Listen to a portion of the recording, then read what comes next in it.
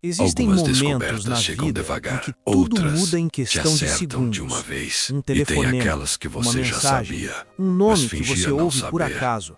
Porque Daniela aceitar a achava que verdade conhecia o homem com quem significaria dividia a vida destruir há 7 tudo. anos. Esta Achava é que uma sabia história sobre exatamente o onde ele que estava, acontece o que quando fazia, você com quem finalmente falava. para de Mas fingir. naquela quinta-feira à noite, quando o celular dele tocou na mesa da sala e ela viu o nome Rê piscando na tela, algo dentro dela se partiu.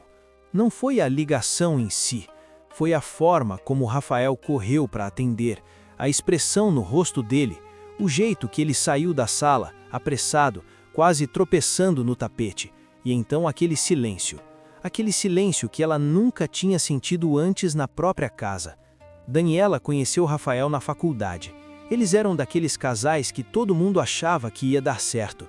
Ele era atencioso, engraçado, a fazia se sentir especial. Quando terminaram a faculdade, decidiram morar juntos. Foi natural, sem drama, sem dúvida. Os pais dela adoravam ele, os amigos diziam que ela tinha sorte, e ela realmente achava que tinha. Construíram uma vida juntos. Apartamento pequeno, mas era deles. Contas divididas, planos para o futuro, aquelas conversas de madrugada sobre ter filhos um dia. Ela trabalhava como designer, ele era engenheiro. Rotina normal, nada de extraordinário, mas era confortável, era seguro, até aquela noite. Até o telefone dele tocar e ela ver aquele nome, Rê. Quem diabos era Rê? Ele nunca tinha mencionado ninguém com esse nome. E a forma como ele atendeu foi como se ela não estivesse ali, como se ela fosse invisível. Ele saiu da sala rápido, falando baixo, e foi para o quarto, trancou a porta.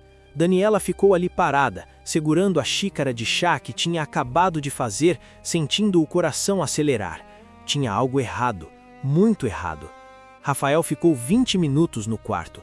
Quando saiu, tinha o rosto corado e evitava olhar nos olhos de Daniela.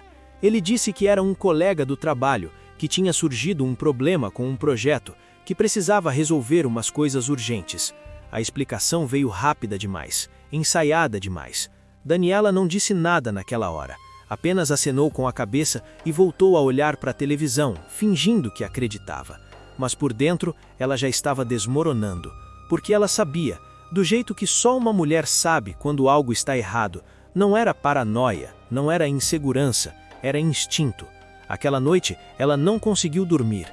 Ficou deitada ao lado dele, ouvindo a respiração pesada, olhando para o teto, sentindo o peso de uma verdade que ainda não tinha nome, mas que já doía como uma ferida aberta. Nos dias seguintes, Daniela começou a prestar atenção. Não de propósito, ela não planejou virar aquela pessoa que fica investigando o parceiro, mas era impossível não perceber. Ele estava diferente, chegava mais tarde do trabalho, sempre com desculpas, reunião extra, happy hour com os colegas, trânsito.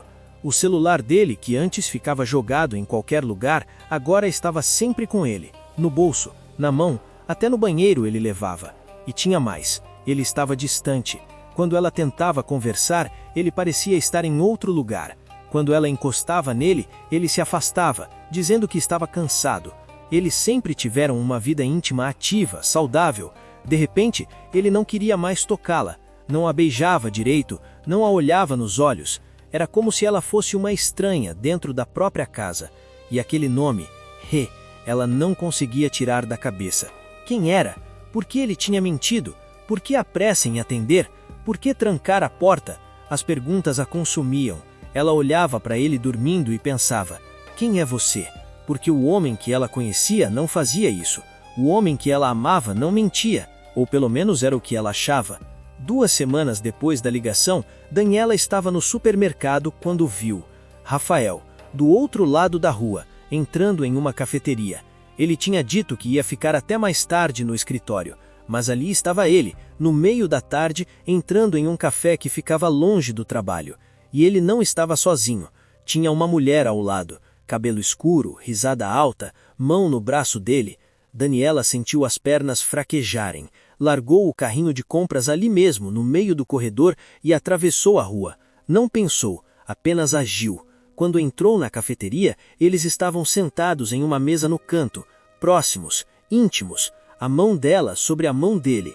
E então Rafael levantou os olhos e viu Daniela parada ali, a poucos metros de distância. A expressão no rosto dele foi de puro pânico. A cafeteria ficou em silêncio. Pelo menos foi o que pareceu para Daniela, como se o mundo inteiro tivesse parado para assistir àquele momento. Rafael se levantou rápido, tropeçando na própria cadeira. A mulher ao lado dele olhou confusa, ainda sem entender quem era Daniela. E então Rafael disse o nome dela. Essa é a Daniela, minha namorada.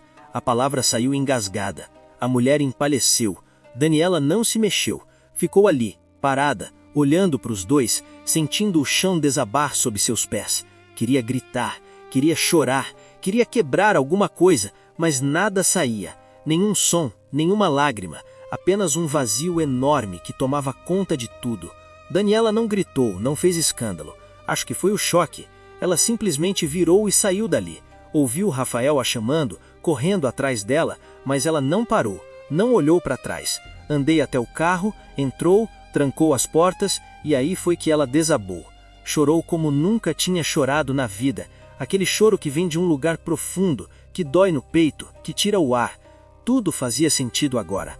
As mentiras, o distanciamento, o celular sempre por perto. Renata. Ele estava com outra. Há quanto tempo? Quanto tempo ele passou mentindo para ela, beijando ela de manhã antes de sair para trabalhar e indo encontrar a outra, dormindo do lado dela e pensando na outra? Quantas vezes ele olhou para ela e fingiu? Quantas vezes ele disse, eu te amo, e não era verdade? Quando chegou em casa, ele já estava lá. Tentou falar com ela, tentou explicar, mas ela não quis ouvir. Não naquele momento. Pegou algumas roupas, jogou numa mala e foi para a casa da irmã. Precisava de ar, precisava de espaço, precisava entender o que tinha acontecido com a vida dela. Como em questão de segundos, tudo que ela conhecia tinha virado pó. Os dias seguintes foram um borrão. Daniela mal conseguia comer, mal conseguia dormir, passava horas olhando para a parede tentando processar. Rafael mandava mensagens, dezenas delas, pedindo desculpas, implorando para conversar, dizendo que tinha terminado com Renata, que tinha sido um erro, que a amava. Daniela bloqueou o número dele, não porque não quisesse ouvir, mas porque cada mensagem era uma facada. Cada palavra dele reabria a ferida. Ela precisava de tempo, precisava de silêncio, mas o silêncio era ainda pior, porque no silêncio vinham as lembranças, as risadas, as viagens, os planos, os 7 anos juntos e a pergunta que não queria calar. Tudo tinha sido mentira? Rafael também estava destruído. Perdeu tudo: o relacionamento, a casa, o senso de quem ele era. Renata terminou com ele 2 dias depois daquela cena na cafeteria. Disse que não queria ser a outra, que não tinha sabido que ele morava com alguém. Ela achou que ele era solteiro, porque ele mentiu para ela também. Ele estava morando num hotel barato, sozinho, olhando para o teto todas as noites, pensando em como tinha destruído tudo. Daniela não atendia às ligações, não respondia mensagens, e ele não podia culpá-la. Tinha quebrado a confiança dela, tinha jogado fora 7 anos em troca de uma ilusão, um momento de egoísmo. Ele se sentia nojento, olhava no espelho e não reconhecia a pessoa que estava ali. Tentou explicar para os amigos, eles o julgaram. E tinham razão. Tentou falar com os pais, eles ficaram desapontados, e tinham razão também. Ele tinha sido fraco, covarde, egoísta, e agora estava pagando o preço. 1 mês depois da ligação, Daniela finalmente aceitou encontrar Rafael. Não porque tivesse perdoado, mas porque precisava de respostas. Eles se encontraram num parque, neutro, público, longe de memórias. Rafael estava diferente, mais magro, barba por fazer, olhos fundos. Ele começou a falar, mas Daniela o interrompeu. Ela tinha perguntas. Ele respondeu. Foi sincero pela primeira vez em meses. Contou tudo, desde o começo. Como tinha conhecido Renata, como tinha acontecido, por quanto tempo. Cada palavra era uma tortura, mas Daniela ouviu tudo até o fim.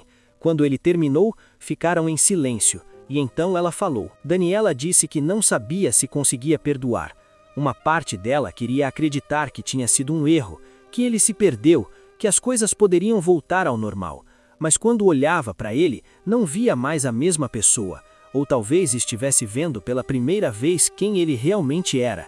Ele a traiu, mentiu, olhou nos olhos dela todos os dias e fingiu. E o que doía Wise não era nem a traição em si, era a quebra da confiança. Saber que nunca mais ia conseguir olhar para ele sem se perguntar se estava mentindo. Saber que cada vez que ele saísse de casa, ela ia se perguntar onde estava de verdade, com quem estava falando, se existia outra Renata por aí. Ele tinha roubado a paz dela, a segurança dela, e ela não sabia se isso tinha volta. Ele dizia que a amava, mas amor não fazia isso. Amor não destruía. Amor não escolhia outra pessoa enquanto você estava em casa esperando. Daniela disse que precisava de tempo, precisava entender quem ela era sem ele, porque naqueles 7 anos ela tinha se tornado a Daniela que estava com o Rafael, e agora precisava descobrir quem era a Daniela sozinha, e talvez no fim percebesse que era